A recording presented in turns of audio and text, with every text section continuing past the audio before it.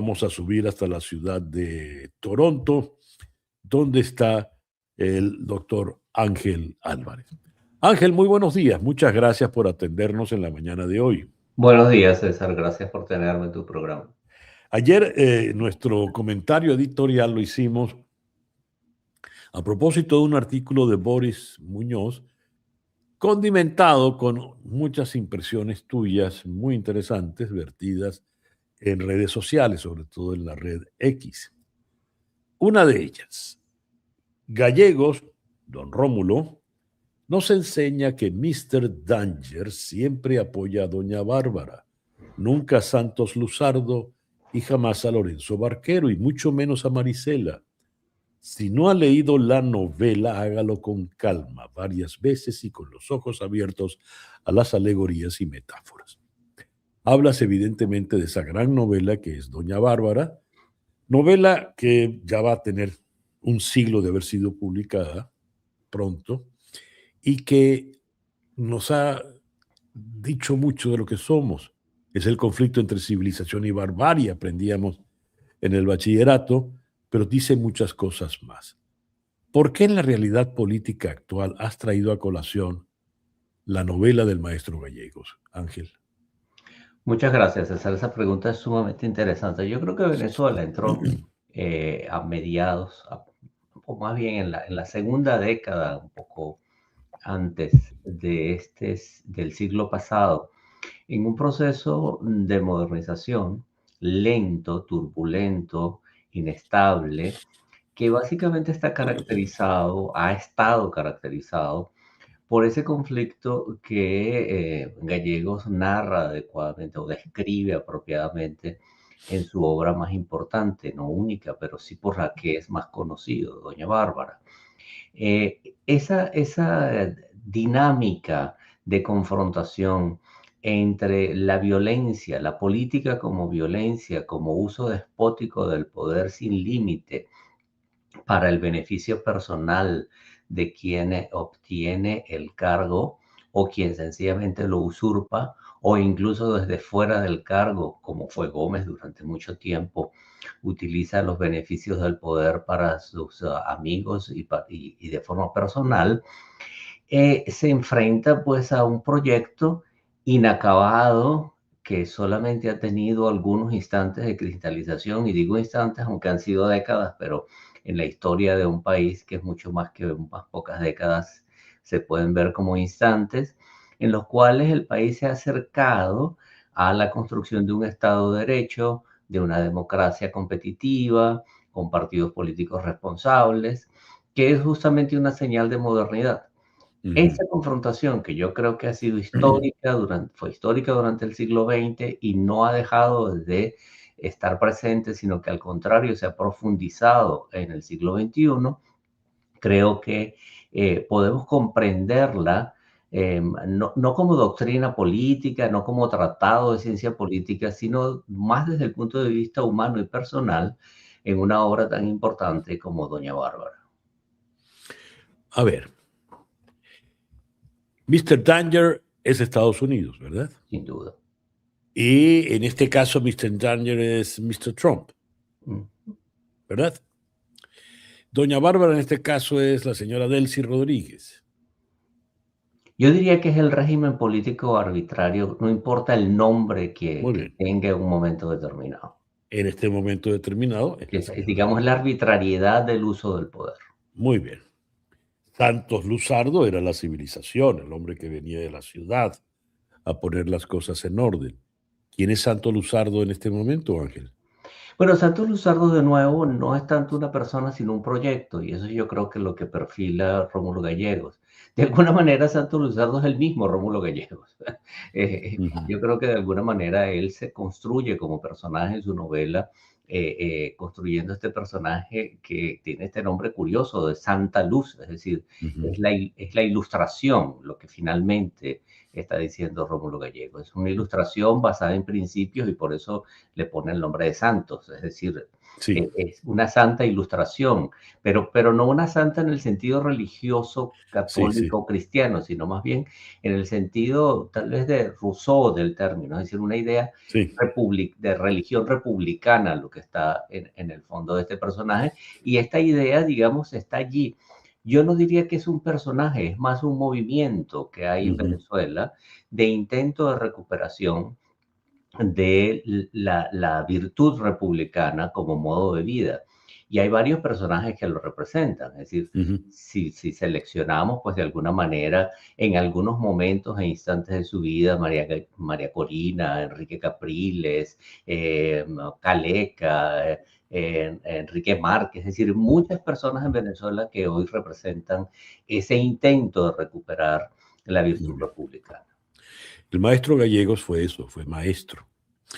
Y fue maestro de todos los bachilleres de la generación del 28, que lo tuvieron a él en un lugar preponderante. Y es el primer presidente electo que tenemos, con un porcentaje de votos que sigue siendo histórico, insuperable a la fecha. Ujú. Bien. Nos está faltando el otro personaje importante, Marisela, la hija de doña Bárbara, aunque no lo saben ni la madre ni la hija, que es toda la pureza, es todo el Ujú, porvenir. ¿Y ujú. quién es Marisela en este momento? Bueno, una vez más, yo creo que Marisela es lo que era Marisela en la novela. Marisela es el pueblo inocente, la gente de buenos deseos, la gente pura de corazón, digámoslo así, la gente común y corriente que vive su vida de forma espontánea, sin grandes proyectos políticos, sin grandes ambiciones, sino con el deseo de vivir de forma libre. Y Marisela, digamos, lo era en la novela. Digamos, es muy curioso que seleccione justamente una mujer porque en un país machista, opresivo contra los derechos de la mujer, reprimido, pues ejemplificar con la víctima más común de la opresión, que es la mujer joven, yo creo que es muy, muy adecuado. Y creo que sigue planteado así, es decir, uno piensa en quién está ahorita en este momento en Venezuela en peores condiciones y uno piensa en esas jovencitas, muchas de ellas madres, a Mm. muy temprana edad, abandonadas por sus maridos, sin familia, sin empleo, sobreviviendo en las peores condiciones posibles. Esa es justamente Marisela, es decir, el pueblo más humilde, más oprimido, con menos oportunidades, pero que todavía conserva su deseo, su ambición de vivir en un país mejor. Bien, hay que ponerle un límite a esta exégesis del maestro Gallego porque si no, no vamos a terminar. Ujú. Está Lorenzo Barquero, el padre disminuido, venido a menos de la Marisela, el viejo amante de doña Bárbara, explotado por la doña, pero en, el, en la gran alegoría que nos da el maestro Gallego en Civilización contra Barbarie, tú lo has dicho muy bien. Mr. Danger le apuesta a doña Bárbara y doña Bárbara es la que se enfrenta a Santos Luzardo, aunque aquí hay el triángulo romántico de las dos mujeres, madre e hija, que no lo saben, procurando al mismo hombre, que es el faro de luz, que es Santos Luzardo. La historia de nuestro país ha sido una historia complicadita, casi gardeliana porque ha ido cuesta abajo en la rodada, ¿verdad? Ujú. Bien, en la fecha de hoy, año 2026, transcurrido el primer cuarto de siglo de este nuevo siglo, ¿terminarán la historia idéntica? ¿Qué es lo que está pugnando en este momento, Ángel? Lo que está pugnando justamente es lo que Gallegos plantea en esa novela. Es decir, ese triángulo romántico, además de ser efectivamente un triángulo romántico de personajes creados con el propósito de darle un contenido humano, emocional, romántico a la novela, es también una confrontación ideológica. Es decir, ¿qué se hace con el proyecto de modernización del país? ¿Se le subordina, se le coarta, se le castra? Que es lo que prefería doña Bárbara, justamente, es decir, desde el punto de vista de la barbarie, lo que se busca es acabar con ese proyecto dominándolo, controlándolo, subordinándolo, humillándolo, colocándolo en una posición subordinada, aunque digamos, siguiendo la analogía romántica, se le presente como un posible amante, es decir, Ujú. se respeta, se ama aquello, pero en realidad con el propósito de subordinarlo. O por el contrario, se le promueve y se hace que conquiste el poder con el apoyo de los más humildes del país, es decir, de Marisela. Ya. Entonces, ese dilema sigue allí y yo creo que en este momento eso no está resuelto. Nos ha acompañado por más de un siglo esa tragedia Ujú. y nos seguirá acompañando en la medida en que no construyamos instituciones políticas que hagan posible que el Estado de Derecho y el Estado de justicia social prevalezca en Venezuela. La preocupación fundamental de Rómulo Gallegos, como fue después de Acción Democrática durante mucho tiempo, hasta su peor etapa en los años 80, el propósito era justamente reivindicar al mismo tiempo justicia social Ujú. y Estado de Derecho. Esa situación sigue estrictamente planteada en términos idénticos, con muy poco avance desde la década de los 80 hasta hoy en día. El amigo Caribe Solano nos da una relación muy interesante. Empieza diciendo, Doña Bárbara Mestiza Llanera, Hugo Chávez. Santos Luzardo, caraqueño educado, universitario, María Corina Machado. Mujiquita son los alacranes. Y después dice, Lorenzo Barquero es el pueblo que fue chavista y quedó alcoholizado y deprimido por ese azote. Muchas gracias al amigo Caribe Solano por haber trazado esta analogía. Te cito en un tweet. Dice Donald Trump, Delcy se lleva bien con Marco. En realidad fue muy interesante el galimatías que soltó aquí en Doral, precisamente. Ella está haciendo un gran trabajo y está haciendo un gran trabajo porque está haciendo lo que nosotros le decimos. Si no hiciera lo que nosotros le decimos, no diría que está haciendo un gran trabajo y se la lleva muy bien con Marco. Muy bien. Citas a Trump y a continuación escribes, Ángel. La política es fascinante si se abandonan los juicios morales e ideológicos.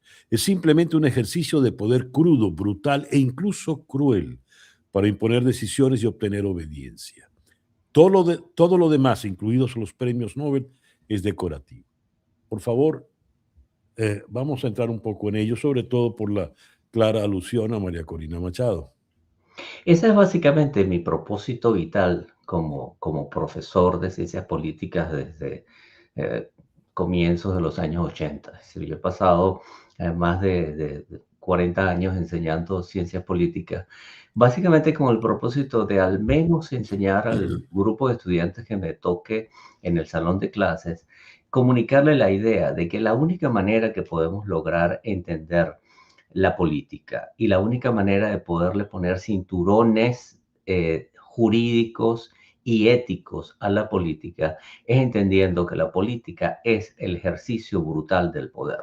Si Ujú. seguimos entendiendo la política como en la confrontación entre los buenos y los buenos son los míos y los malos son los tuyos, pues seguimos reproduciendo esa idea ingenua que jamás en la vida aborda el centro del asunto, que a mi juicio fue abordado de forma muy clara por Maquiavelo hace una enorme cantidad de años, en el siglo XVI, el siglo XV en realidad. Esa idea de que la política es un ejercicio brutal del poder es fundamental para poder entender por qué necesitamos ponerle límites jurídicos y éticos al ejercicio del poder. Entonces, si no entendemos la política de esa manera, entonces le entregamos la facultad de determinar qué es lo bueno y qué es lo malo a personajes como Donald Trump. Donald Trump en este momento, para venezolanos, para buena parte de los venezolanos, tanto fuera de Venezuela como dentro de Venezuela, y sin duda para sus seguidores del movimiento MAGA, es una especie de gran gurú.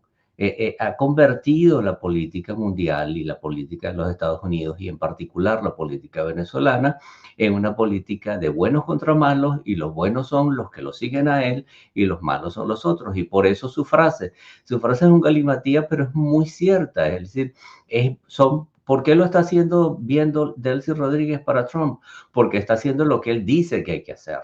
Y es así como él entiende la política. La política es ética solo si haces lo que yo digo que hay que hacer. Quien se enfrente a mí es inmoral, no solamente ilegal, sino inmoral, y por tanto tiene que ser desplazado, sino reprimido y oprimido. Entonces, esa situación está allí, y yo creo que María Corina Machado, y esto debo decirlo con mucho respeto, porque le tengo respeto y cariño a María Corina Machado se ha equivocado en su relación con Donald Trump. Con Donald Trump no se puede tener una relación de subordinación, de entrega, de genuflexión, de rodillas, porque él oprime a quien dobla la cerviz. Él se monta en la espalda de quien le dobla la cerviz y lo hunde. Él es despiadado en el uso del poder, es instrumental en el uso de las personas. Entonces, yo creo que ha sido un grave error de la oposición venezolana el mostrarse tan cortés y débil respecto de Donald Trump. Yo entiendo que es natural que lo hayan hecho producto de que no tenían ningún mecanismo para enfrentarse al régimen de Maduro que pudiera conducir de manera efectiva y en el corto plazo a un cambio de gobierno. Pero la vía por la que se metieron de doblarse frente a Donald Trump no ha conducido tampoco a un cambio de gobierno, ni está conduciendo a un cambio de régimen.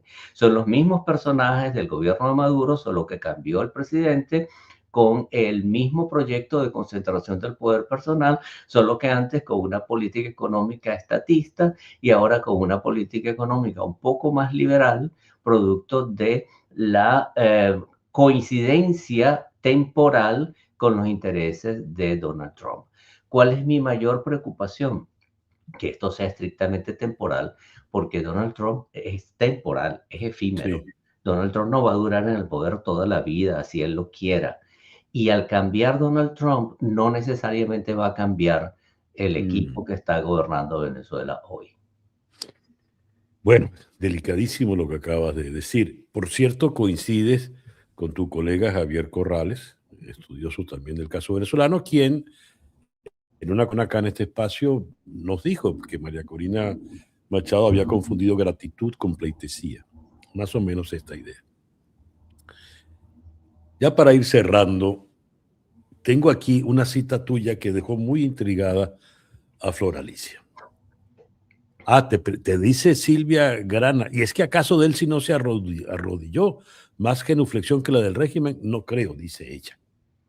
¿Qué le dices a nuestra amiga? Pues sí, yo no Silvia? estoy diciendo que Delcy no se ha arrodillado, yo no estoy defendiendo a Delcy, yo creo que están haciendo justamente lo que deben hacer para conservar el poder, pero la oposición no está haciendo lo que debe hacer para obtener el poder, y esa es la gran diferencia. Delcy Rodríguez logró acceder a una posición de poder aún mayor de la que tenía antes de la captura de Maduro. Está haciendo lo posible para mantener la vigencia de su proyecto revolucionario, la integridad política, la integración política de su movimiento, el control del PCV, moviendo fichas dentro del partido para eliminar adversarios, es decir, está haciendo política de poder.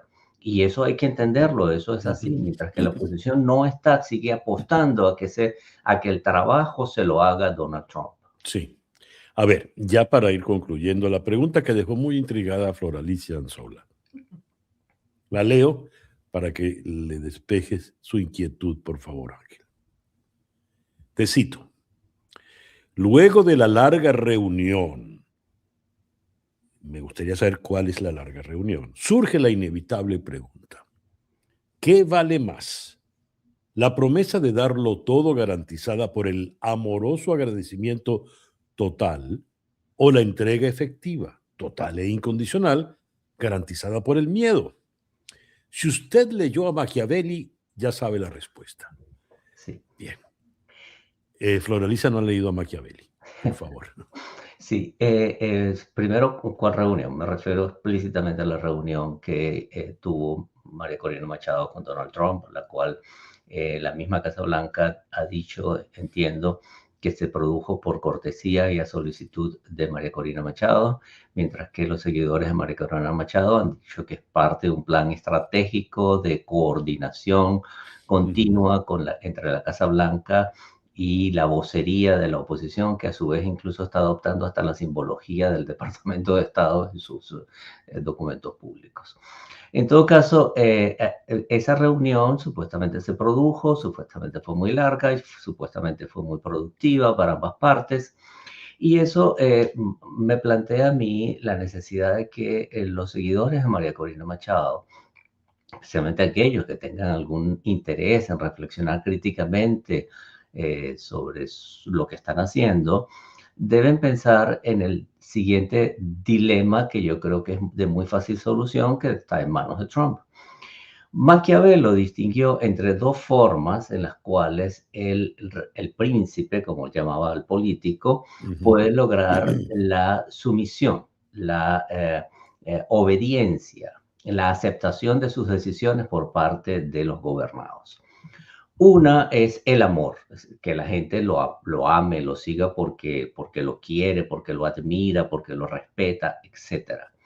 Y otra es mucho más dura, más cruel, es el temor. Fíjense que no es el odio lo que opone Maquiavelo al amor, sino el temor de quien obedece, es decir, el ejercicio del poder de forma tal que el que obedece, obedezca, porque si no, recibirá una sanción muy fuerte. Esta situación dilemática para algunos es fácil de resolver creyendo que el político debe ser amado por el pueblo. Lo que dice Maquiavelo es, un momentito, si te basas solo en el amor que la gente te tiene, estás dependiendo de la voluntad de ellos, porque el amor es caprichoso y la gente te amará mientras quiera y hasta donde quiera.